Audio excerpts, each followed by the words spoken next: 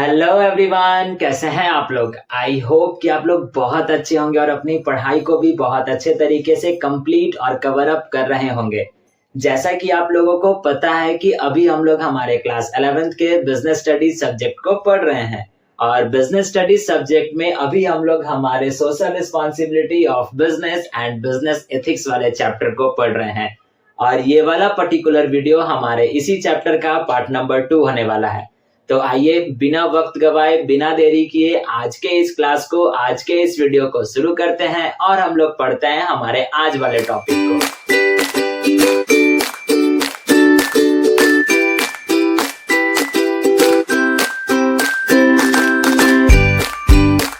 जैसा कि मैंने अभी आपको बताया कि आज के इस क्लास में हम लोग हमारे social responsibility of business and business ethics वाले चैप्टर के पार्ट नंबर 2 को पढ़ेंगे।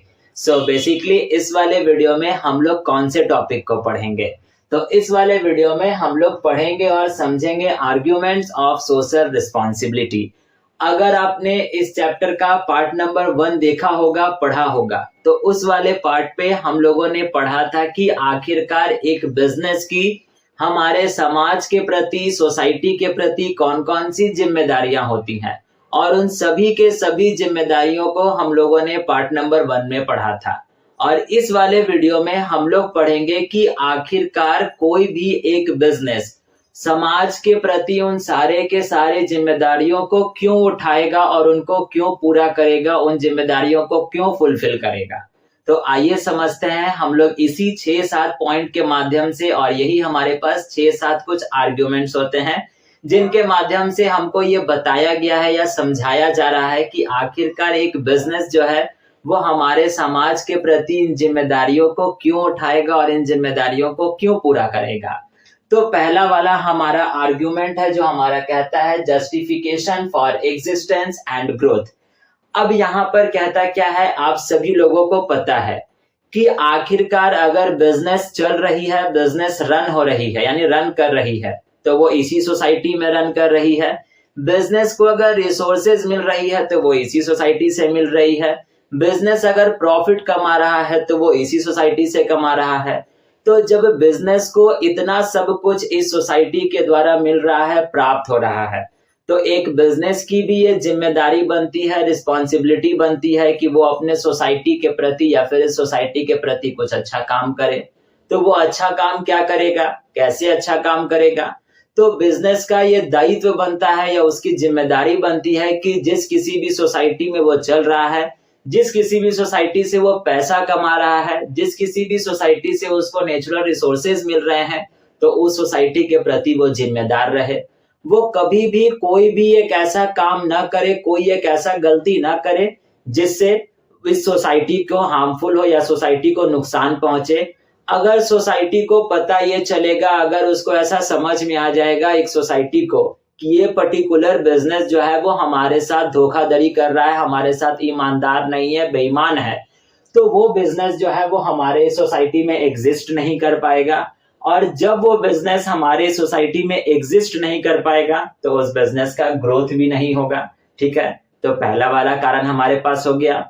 दूसरा हमारे पास आर्ग्यूमेंट है जो हमारा कहता है long term interest of the firm. अब देखिए, किसी भी एक बिजनेस का यही सपना होता है कि जब वो इस सोसाइटी में शुरू हुआ है, रन कर रहा है, तो वो लंबे समय तक रन करेगा। और वो लंबे समय तक कब रन करेगा, जब हमारे सोसाइटी में पाए जाने वाले जो अलग अलग ग्रुप्स हैं, अलग अलग ग्रुप्स का मतलब क्या हो गया, जैसे कंज्यूमर्स हो गए, एम्प्लॉयज यानी वर्कर्स हो गए, शेयर होल्डर्स, ओनर्स, इन्वेस्टर्स हो गए, गवर्नमेंट हो गई, तो इनके प्रति वो ईमानदार रहे। जितने भी ये ग्रुप्स जो है वो उस बिजनेस के प्रति वफादार हों, यानी बिजनेस जो है वो उन सभी के सभी प्रति यानी उन सभी ग्रुप्स के प्रति वो वफादार रहेगा। और साथ साथ वो सभी के सभी ग्रुप्स जो हैं वो इस बिजनेस पर या एक पर्टिकुलर बिजनेस पर अपना भरोसा बना कर रख सके, यानी कि उस बिजनेस को उन सारे के सारे ग्रुप के प्रति अपनी जो वफादारी है वो दिखानी होगी, अपना विश्वास बिल्ड करना होगा। अगर एक बिजनेस उन सारे के सारे ग्रुप्स के प्रति अपना वफादारी दिखा रहा है, वो अपने विश्वास को बिल्ड कर पा रहा है, अगर वो अच्छा गुडविल बना पा रहा है उन सारे के सारे ग्रुप्स के प्रति, तभी वो बिजनेस जो है वो हमारे सोसाइटी में लंबे समय तक रह पाएगा, लंबे समय तक रन कर पाएगा। अगर कस्टमर को, एम्प्लॉय को या ओनर को या गवर्नमेंट को ऐसा लगेगा कि इस बिजनेस का हमारे सोसाइटी में कोई नाम और निशान नहीं होना चाहिए, ये बिजनेस हमारे साथ विश्वासघात कर रहा है, या फिर उस बिजनेस का उस कंज्यूमर के प्रति या उस एम्प्लॉय के प्रति जो विश्वास होगा वो टूट जाएगा, तो वो बिजनेस हमारे समाज में न रह पाएगा और न टिक पाएगा और ना ही लंबे समय तक चल पाएगा। तो अगर कोई भी एक बिजनेस हमारे सोसाइटी में लंबे समय तक चल रही है, रन कर पा रही है, तो वो कहीं ना कहीं अपना गुडविल बनाए हुए है। और वो गुडविल किन किन के सामने बना करके रखी होगी? एक कंज्यूमर के सामने भी, एक एम्प्लॉय के सामने भी, साथ साथ गवर्नमेंट के सामने भी, और साथ साथ ओनर, शेयर्स, इन्वेस्टर्स जो भी बोलो, उन सभी के सामने उनका गुडविल जो होगा, यानी उस बिजनेस का गुडविल जो होगा वो बहुत ज्यादा अच्छा होगा। ठीक, तो दूसरा वाला आर्ग्यूमेंट ये हमारा कहता है। तीसरा आर्ग्यूमेंट हमारा कहता है अवॉइडेंस ऑफ गवर्नमेंट इंटरफेरेंस। अब एक बिजनेस का ये भी प्रयास होना चाहिए कि वो गवर्नमेंट के इंटरफेरेंस से दूर रहे, यानी गवर्नमेंट जो है वो उस बिजनेस पर किसी प्रकार का कोई पेनल्टी, कोई फाइन ना लगाए। अब कोई भी इंसान आप पर या हम पर क्यों पेनल्टी लगाएगी, क्यों फाइन लगाएगी? क्योंकि हम उस नियम और कानून का उल्लंघन किए होंगे। जैसे स्कूल में भी आप देखते होंगे कि अगर आप एक दिन नहीं जाओगे तो लेट फाइन के तौर पे या फिर एब्सेंसी के तौर पे 5 रुपया फाइन देना होगा। अगर एप्लीकेशन नहीं लेके गए होगे तो 5 रुपया फाइन देना होगा। अगर स्कूल में इंग्लिश बोलने वाला नियम होगा और अगर हम इंग्लिश नहीं बोलेंगे, गलती से हिंदी बोल दिए होंगे तो 2 रुपया फाइन देना होगा। तो आखिरकार हम पर पेनल्टी क्यों लगा? क्योंकि हम लोगों ने जो है वो कहीं ना कहीं कोई ना कोई गलती किया होगा। तो वही यहाँ पर भी कहता है, एक बिजनेस के पास ये जिम्मेदारी होनी चाहिए कि जो भी नियम और कानून हमारे गवर्नमेंट के द्वारा, हमारे सरकार के द्वारा लाए गए हैं, उन सभी के सभी नियम और कानून को अच्छे तरीके से वो पालन करेंगे और 100% फेयर तरीके से पालन करेंगे, यानी किसी प्रकार का कोई झोल झाल नहीं करेंगे। अगर वो झोल करते हैं, अगर वो अनफेयर तरीके से उस रूल एंड रेगुलेशन का पालन करते हैं, तो गवर्नमेंट जो होगी वो उन पर पेनल्टी लगाएगी, फाइन लगाएगी। अगर फाइन और पेनल्टी लगाएगी तो हो सकता है गवर्नमेंट एक समय के बाद उस बिजनेस को ब्लैकलिस्ट भी कर दे। तो उस बिजनेस को हमारे इस सोसाइटी में अगर रहना है तो रहने के लिए उसको गवर्नमेंट के पेनल्टी से और गवर्नमेंट के इंटरफेरेंस से दूर रहना होगा। और वो दूर कैसे रह पाएगी? जब कभी भी वो बिजनेस जो है वो गवर्नमेंट के द्वारा जितने भी रूल्स एंड रेगुलेशंस लाए गए होंगे, उन सारे के सारे रूल्स एंड रेगुलेशंस को वो अच्छे तरीके से, फेयर तरीके से और साफ दिल से वो अपनाएगी और किसी तरीके का कोई धोखाधड़ी, कोई झोल गवर्नमेंट के साथ या सोसाइटी के साथ नहीं करेगी तब। ठीक, तो यही था हमारे पास तीसरा वाला। चौथा आर्गुमेंट हमारे पास कहता है availability of resources with business. अभी मैंने आपको बता दिया कि बिजनेस को जो भी रिसोर्सेज मिलती है वो इसी सोसाइटी से मिलती है। तो बिजनेस का ये दायित्व बनता है कि जो भी सोसाइटी से जो भी उनको रिसोर्सेज मिल रही है, उन्हीं रिसोर्सेज से या उन्हीं रिसोर्सेज का यूटिलाइज करके या उन्हीं रिसोर्सेज का यूज करके वो हमारे इस सोसाइटी के लिए कोई एक अच्छा काम करे। ऐसा कोई एक ऐसा काम ना करे जो जिससे हमारे सोसाइटी का भला ना हो लेकिन रिसोर्सेज का इस्तेमाल हो रहा हो। तो ऐसा कभी भी नहीं करना है। अगर ऐसा होगा तो बिजनेस हमारे सोसाइटी में दिखेगी भी नहीं। तो यहाँ पर बिजनेस की ये दायित्व बनती है कि जो भी रिसोर्सेज उनको सोसाइटी से मिल रही है, उसी रिसोर्सेज का इस्तेमाल करके, उसी रिसोर्सेज का यूज करके, उन्हीं रिसोर्सेज को यूटिलाइज करके कोई एक ऐसा कदम अपनाए, कोई एक ऐसा प्रोडक्ट अपनाए, कोई एक ऐसा चीज बनाए जिससे हमारे सोसाइटी का भला हो सके, हमारे सोसाइटी का वेलफेयर हो सके। तो यही हमारे पास कहता है चौथा वाला आर्ग्यूमेंट। अब हम लोग पढ़ते हैं हमारे पांचवे वाले आर्ग्यूमेंट को, जो हमारा कहता है कन्वर्टिंग प्रॉब्लम्स इनटू अपॉर्चुनिटीज। अब एक बिजनेस का ये भी दायित्व होना चाहिए कि जो भी प्रॉब्लम हमारे सोसाइटी में है, उन्हीं प्रॉब्लम्स को सॉल्यूशन निकाला जाए और उन्हीं प्रॉब्लम से कोई एक अपॉर्चुनिटीज निकाली जाए। अब कैसा प्रॉब्लम, कैसा उसका सॉल्यूशन? जैसे आप सबको पता है कि आज के इस युग में अगर कोई भी इंसान अगर परेशान है तो सबसे ज्यादा पोल्यूशन से परेशान है। तो बिजनेस का ऐसा दायित्व होना चाहिए कि इस पोल्यूशन का उसको तोड़ निकालना, यानी कि उस जो भी प्रॉब्लम हमारे पास है, जो प्रॉब्लम हमारे पास जो है वो अभी पॉल्यूशन का है। तो इस पॉल्यूशन से रिलेटेड कोई एक ऐसा स्टेप अपनाए, कोई एक ऐसा प्रोडक्ट बनाए जो इको फ्रेंडली हो, जो हमारे सोसाइटी के लिए यूजफुल भी हो, यानी हमारी सोसाइटी उस प्रोडक्ट को, उस इको फ्रेंडली प्रोडक्ट को अच्छे तरीके से उसका इस्तेमाल भी करे और उससे हमारी सोसाइटी को किसी प्रकार का कोई प्रॉब्लम भी ना हो। तो ये भी हमारे बिजनेस का दायित्व और रिस्पॉन्सिबिलिटी बनकर कर सामने आता है। लास्ट वन हमारे पास कहता है better environment for doing business.